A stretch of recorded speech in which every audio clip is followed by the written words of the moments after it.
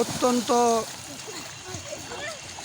মনোরম এবং তীব্র এই দাবদাহমূলক পরিবেশে কালীগঞ্জ RRN পাইলট উচ্চ বিদ্যালয় পুকুরে বাচ্চারা চমৎকারভাবে গোসল করতেছে।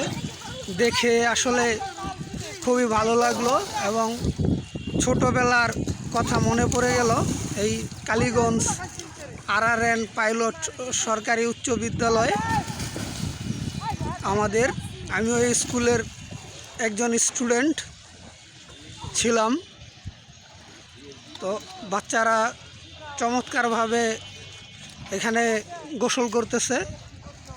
তাদের এটা দেখে আসলে আমার নিজেরও হিংসা লাগতেছে, আমারও গোসল করতে মন চাইতেছে। ছোটোবেলায় এরকমভাবে আমিও শীতলক্ষা নদীতে অনেক গোসল করেছি। তো অনেক বেশি ভালো লাগতেছে।